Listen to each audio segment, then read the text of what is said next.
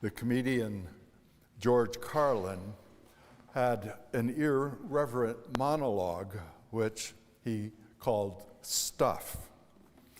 He would come onto the stage claiming that he had had trouble finding his dressing room.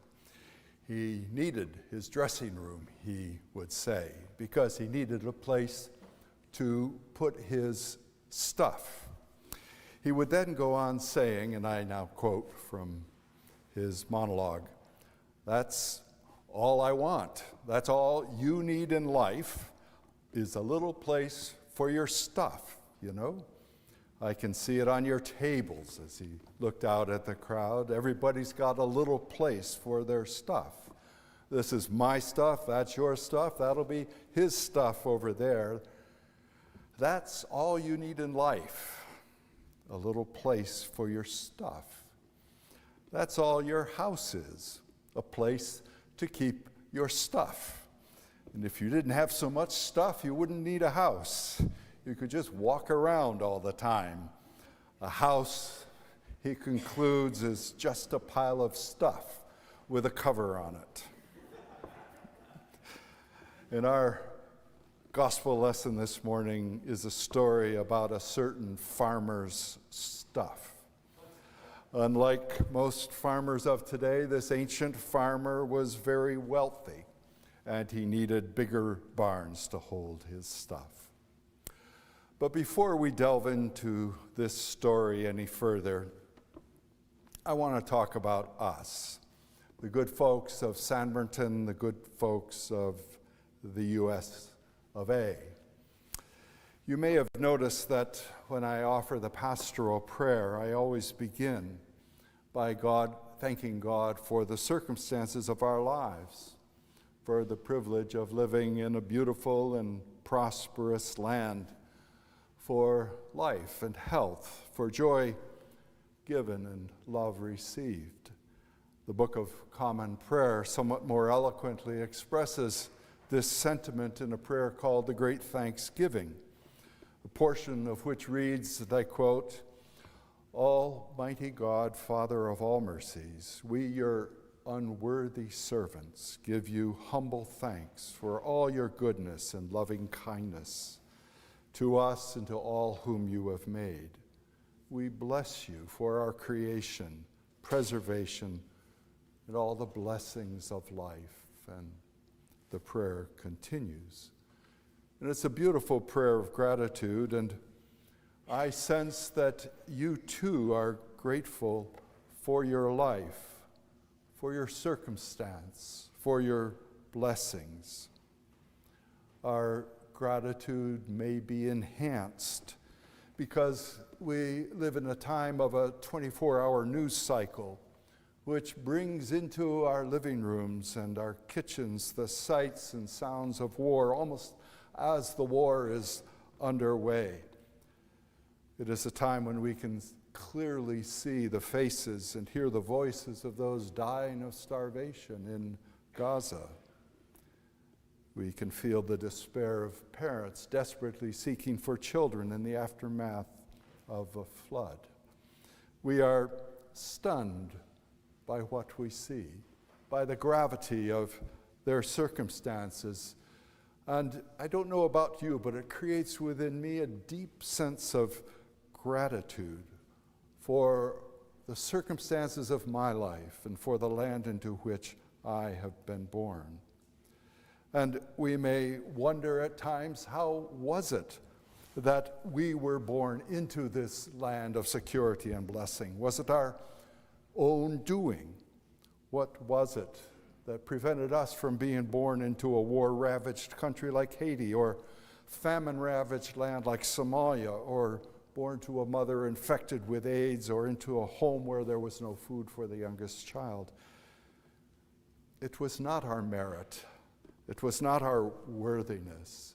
It was our good fortune. We are a people most blessed upon this earth. And to regularly thank God together for that good fortune seems not only good and right, but our duty as well. Returning now to our gospel lesson, we hear a parable that concerns one person's attitude toward his good fortune. Jesus is asked out of the crowd a question about inheritance, and after rebuking the one who dares to ask him a question that has to do with inter-family squabbles, he tells a story, a parable about, prefaced with a stern warning. Jesus says, and in the Greek it's in the imperative tense, take care, be on your guard. And the warnings are against greed. Jesus says life does not consist in the abundance of possessions, and then tells the story which Kim read so well for us, called the parable of the rich fool. And the parable begins, the land of a rich man produced abundantly. Good land, an abundant harvest created a situation of surplus, more food than the man's storage facilities could hold. And what should he do? On the surface, and consistent with the values we may accept as good and wise, this man's decision seems prudent. He takes steps to ensure the safe storage of his harvest. He tears down the old inadequate facilities and builds new, bigger barns. Would we not do the same if we could afford it? And the farmer's moral flaw, the farmer's human weakness, is most clearly evident in his words. And listen carefully as he talks to himself. He says to himself, what should I do? For I have no place to store my crops. I will do this. I will pull down my barns, build bigger ones, and then I will store all my grain and my goods. And I will say to my soul, soul, you have ample goods laid up for many years. Take your ease, relax, eat, drink, and be merry.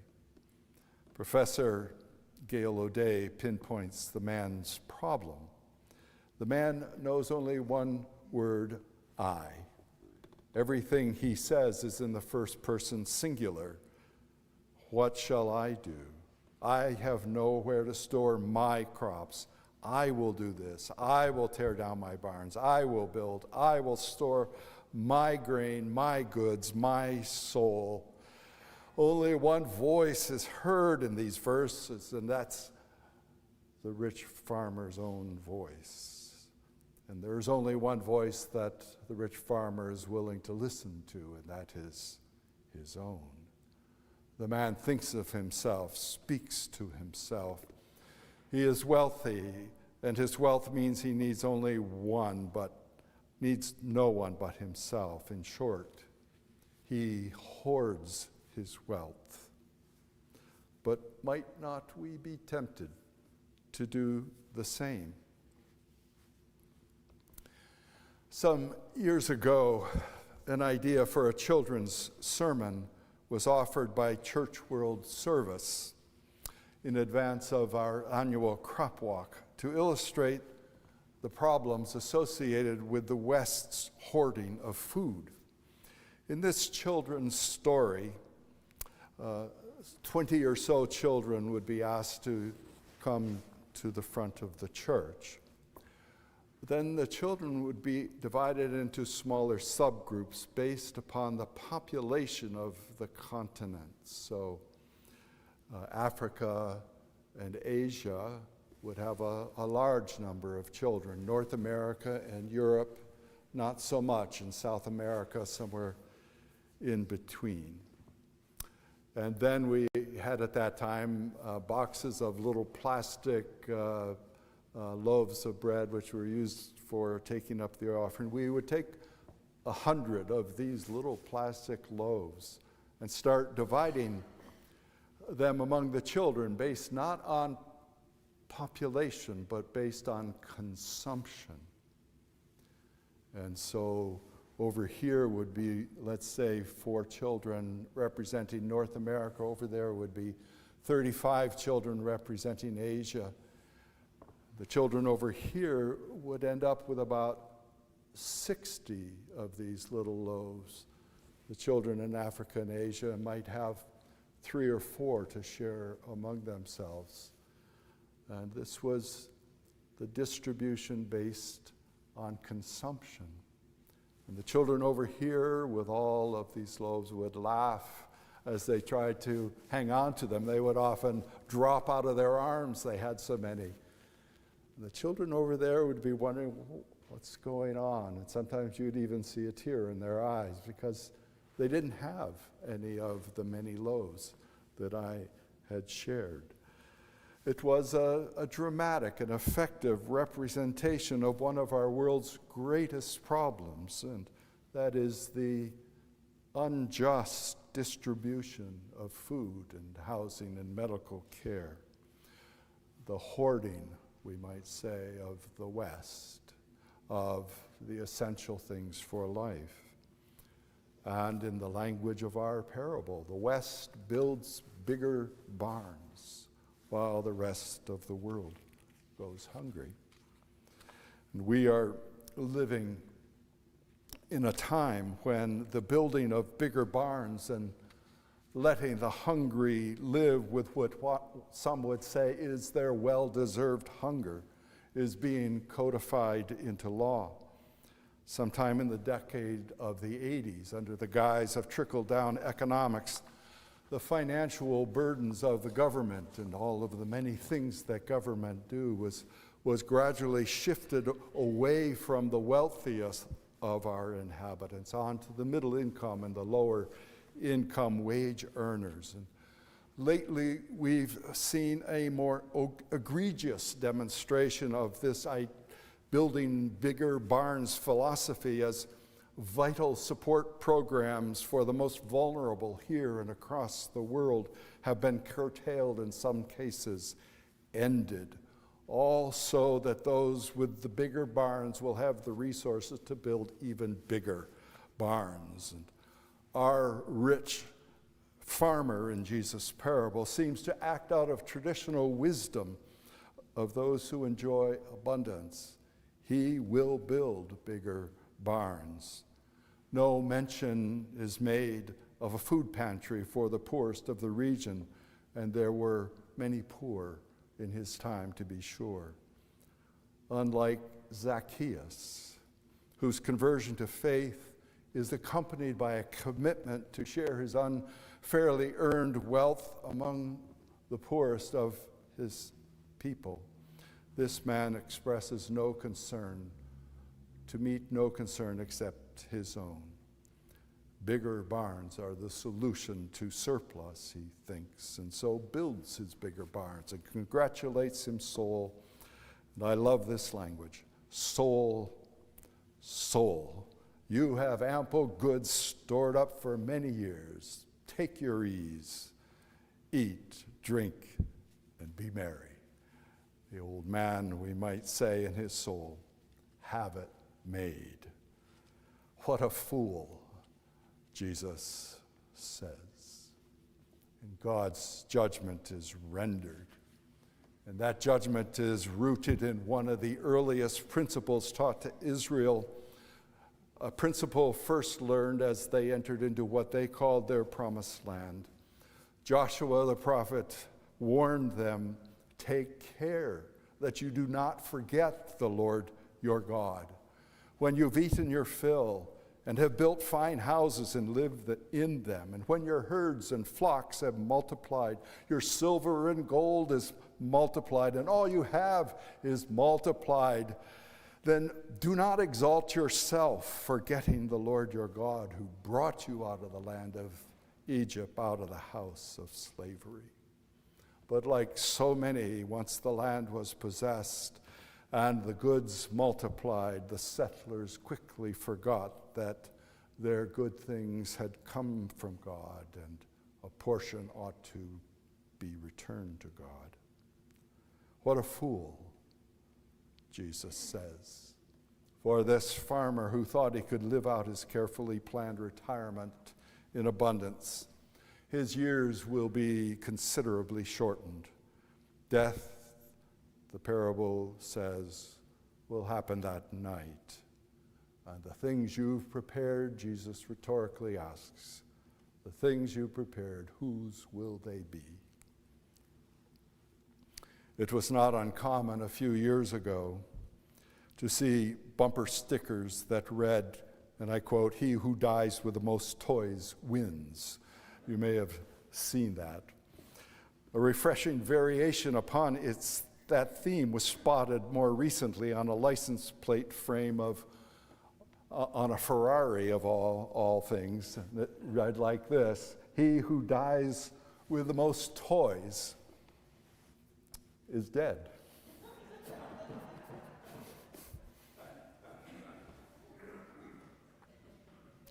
I began my sermon by talking about gratitude. Gratitude for the blessings of our lives in this land. A disturbing event yesterday that Nirmala and I happened upon reminded me of just how vulnerable we are as a people to losing that which we most cherish. We had gone to Concord to do some errands, and we stepped out of our car just in time to witness a procession of 20 or so masked men marching in the military style down Main Street sidewalk, loudly chanting words I could not decipher, but their meaning was not in doubt, for the group marching down the sidewalk was carrying a large flag, a black flag emblazoned with a white swastika. They were marching to affirm the values of Nazi Germany and to make their political statement. It is, I believe, part of a nationwide trend in which our historic efforts at moving toward a more inclusive and welcoming society, these efforts are being pushed aside and thwarted while racism, anti-Semitism, sexism, and all kinds of discriminatory isms are emerging with ever greater force, placing the blessings we are so grateful for at risk. The values of the rich fool are becoming predominant in our land, while the values of the humble Christ are fading from view. And what does that mean for us? What does that ask of us? It is a time, I believe, for being clear about who we are, what we believe, and what we hold dear. A time for Christians everywhere to commit themselves to what Jesus described as richness toward God. It may involve prayer. It may involve showing up when folk committed to freedom and liberty gather. It may involve testing the limits of family and friend to bear witness to the higher values of the gospel. As Dietrich Bonhoeffer once wrote, and I quote, your yes to God requires your no to all injustice, to all evil, to all lies, to all oppression and violation of the weak and the poor. End of quote. May we in our time not fail to be the kind of people God needs us to be in this time of peril.